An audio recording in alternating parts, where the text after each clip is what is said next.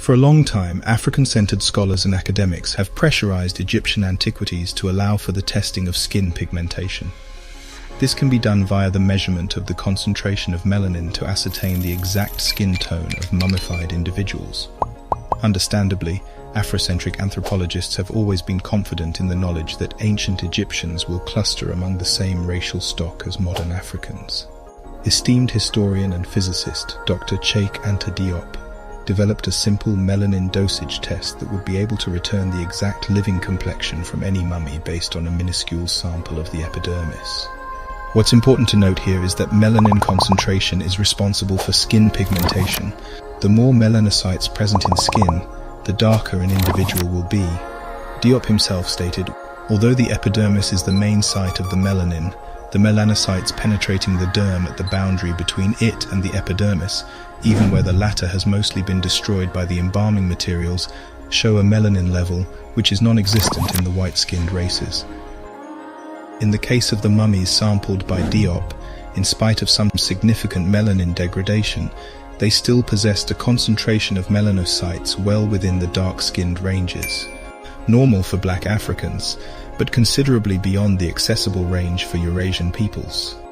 Regarding the origin of his samples, Diop continues, "The samples I myself analyzed were taken in the physical anthropology laboratory of the Musée de l'Homme in Paris off the mummies from the Marietta excavations in Egypt. For 2 years past, I have been vainly begging the curator of the Cairo Museum for similar samples to analyze. No more than a few square millimeters of skin would be required to mount a specimen.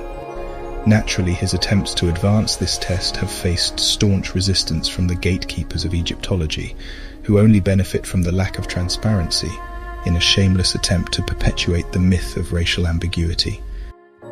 This allows them to make estimations and promote reconstructions that are illogically and politically based on the current ethnically divergent population of Egypt, as opposed to their actual complexion based on a consistent and measurable variable that is easily acquired.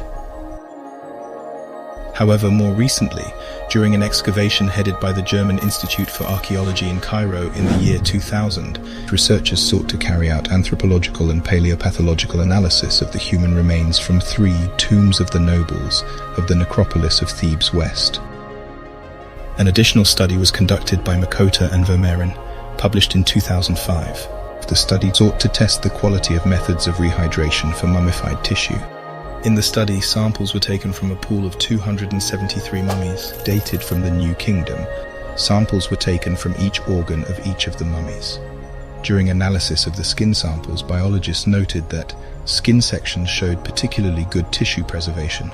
Although much of the epidermis had already separated from the dermis, the remaining epidermis often was preserved well.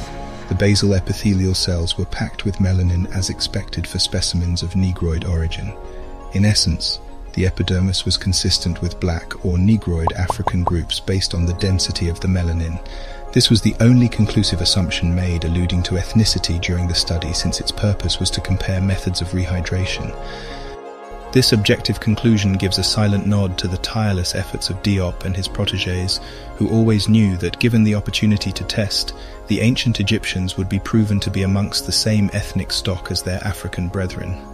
Thank you for joining me on The King's Monologue, a place where we are undeterred in our pursuit for historical truth.